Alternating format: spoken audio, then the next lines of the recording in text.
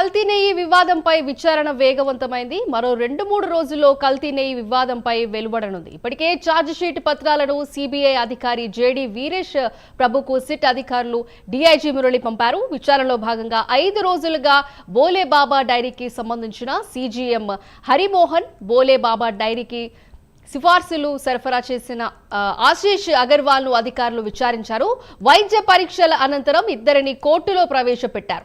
ఇప్పటికే TDD marketing విభాగంలో పనిచేసిన 20 మంది ఉద్యోగులను సెట్ విచారించింది, సంబంధించిన వివరాలు సేకరించింది. మరోవైపు ఈ ఛార్జ్ షీట్లో టీటీడీ ఉద్యోగులను సాక్షులుగా చేర్చినట్లు తెలుస్తోంది.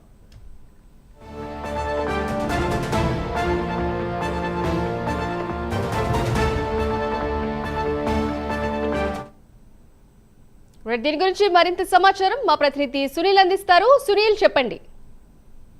రైట్ కింద మొత్తం మీద ఏదైతే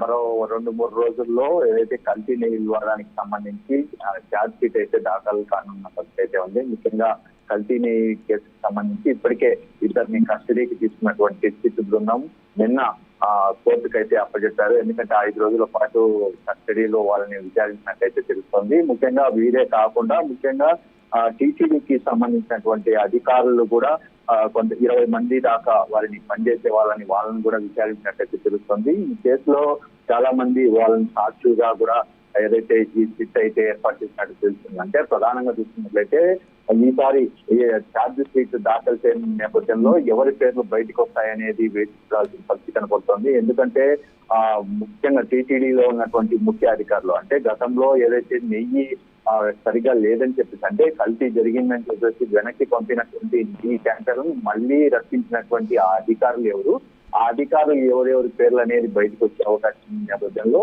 ఇప్పుడు భయం పుట్టుకున్న పరిస్థితి ఉంది. ఎందుకంటే టీటీడీ అధికారుల్లో కొంతమంది భయం పుట్టుకుంది, వాళ్ళ పేర్లు ఎక్కడ వస్తాయో అనే భయంతో ఉన్నారు. ముఖ్యంగా ఎందుకంటే ఎస్టేట్ ఆఫీసర్లు కావచ్చు, మరోవైపు ఏదైతే దీనికి సంబంధించి అంటే నెయ్యి ట్యాంకర్ల విభాగం సంబంధించినటువంటి సూపరింటెండెంట్ కొంతమంది వాళ్ళ పేర్లు కూడా కనపడుతుంది. ముఖ్యంగా ఇప్పటికే ఏదైతే ఈ బోలే బాబా డైరీకి సంబంధించినటువంటి ఒక అతను అంటే సీజీఎం హరిమోహన్ A12 గా ఉన్నారు. మరోవైపు బోలే బాబా డైరీకి సరుకులు సరఫరా చేసినటువంటి వ్యాపారి ఆశీష్ అగర్వాల్ A15 గాను వాళ్ళని అయితే నమోదు చేసి వీళ్ళిద్దరితోనూ అంటే 24వ తేదీ నుంచి 28వ తేదీ వరకు వీళ్ళని కస్టడీలో విచారణ చేసినట్టు తెలుస్తుంది. పలు వివరాలు కూడా వాళ్ళు సేకరించినట్టు తెలుస్తుంది. ఎందుకంటే దీనిపై అంటే గతంలో ఈ కల్తీని ఏ విధంగా జరిపారు, ముఖ్యంగా బోలే బాబా డైరీలోనే కల్తీ చేసి వైష్ణవి డైరీకి అయితే పంపించారు. వైష్ణవి డైరీ నుంచి టీటీడీకి అయితే సరఫరా చేసిన పరిస్థితి ఉంది. ముఖ్యంగా టీటీడీ ఉద్యోగులు నాగేందర్, శేఖర్ ని విచారణ చేసిన అనంతరమే ఈ ఇద్దరిని కస్టడీకి తీసుకున్నట్టయితే అధికారులు తెలిసిన పరిస్థితి ఉంది. ముఖ్యంగా గతంలో ఇప్పటికే 4 అరెస్ట్ చేసిన పరిస్థితి ఉంది. మరో 2 అరెస్ట్ చేయడానికి ఇప్పటికే 6 మంది అరెస్ట్ చేసినట్టు ఇప్పటికే అధికారులు తెలిపిన పరిస్థితి ఉంది. ముఖ్యంగా ఏదేమైనప్పటికీ కేవలం 2-3 రోజుల్లో అంటే 2-3 రోజుల్లో ఈ ఛార్జ్ షీట్ అయితే వేయనున్నారు. ఈ ఛార్జ్ షీట్ లో ఎవరెవరి పేర్లు అనేది బయటకు వచ్చే అవకాశం ఉంది. ఏ1 ఇంకా ఎవరు అనేది తెలియని పరిస్థితి ఇక్కడ నెలకొందని చెప్పొచ్చు. కేవలం A2 నుంచి మాత్రమే పేరు మాత్రమే వినపడుతున్న పరిస్థితి ఉంది. A1 మాత్రం ఇంకా ఎవరిని చెప్పని పరిస్థితి ఇక్కడ కనపడుతుంది. Thank you Sunil.